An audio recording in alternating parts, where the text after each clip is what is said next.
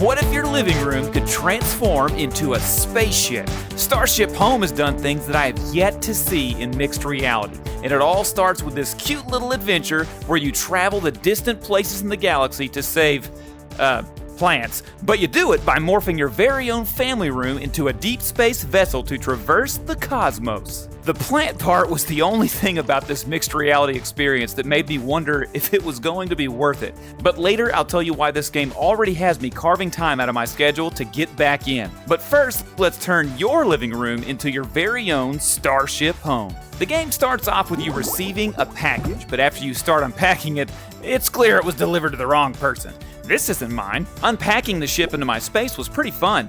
You have complete freedom to put the components wherever you would like them to be.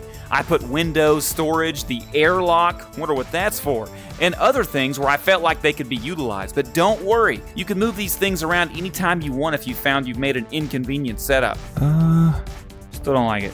But very quickly after the setup, the real owner contacts you and you're off to do his job, basically. We'll get back to exactly what his job is and what you'll be doing soon, but first, we need to talk about the spaceship.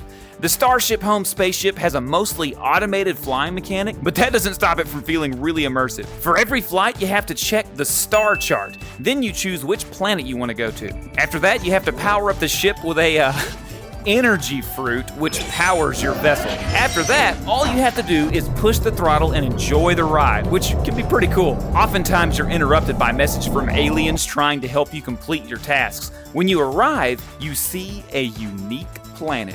First, you have to scan the planet to see exactly where you need to send the lander, which is this bank canister, for lack of a better term. You put the canister in the airlock, and then it'll go down on the planet's surface and show you an image of what's there. Once you find your specimen, you send your bot to collect it. The turret that you aim to discover things was my only real complaint. It didn't move like a real turret. They never call it a turret, but that's my best definition. The hand movements were strange, but you could pick it up in no time. The bot has to go into the airlock, and once it collects its specimen, it comes back to the airlock where you bring the plant in to safety. So why are we even collecting these plants? Well, did you know that space plants can apparently dream, and you can actually get inside of their dreams? More on that later, but I gotta say, space plant dreams might just be my favorite part of this game.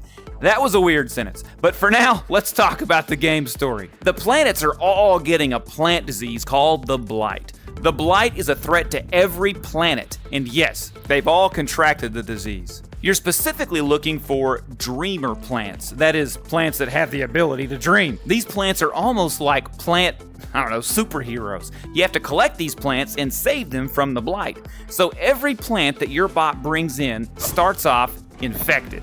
It's your responsibility to heal the plant of its blight. The way you do this is by getting inside of the plant's dream, which is my favorite part. But before we dive into a dream, first let's finish talking about how we take care of these plants. After the dream stage is complete, you have to water your plant. The watering can never runs out, and it has its own anti-gravity system, so you can put it anywhere you like. Side note, the plant's pots can be put anywhere in the space as well. The plants also need to be fertilized. You know where fertilizer comes from?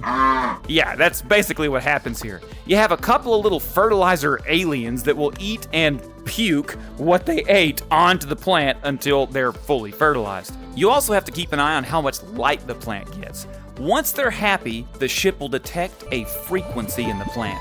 You will place the plant back on the dreamer and play a mini game to match its frequency, and the plant will begin to sing. This is how, I know it's a goofy game, but it's really fun. This is how you take care of each new plant. The more you get means the more singing plants you have. Remember how I said they were kind of like superhero plants?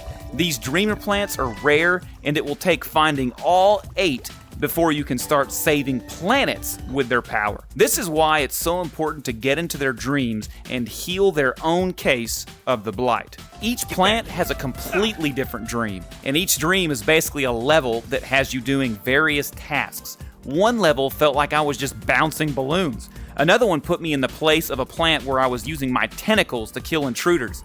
The first dream has you directing water drops to a plant. But my favorite so far turned my living room into a dark, almost like cell-shaded environment where I had a flashlight for a hand. The way this game used mixed reality to completely change my environment but still showed me what was in my physical space was amazing.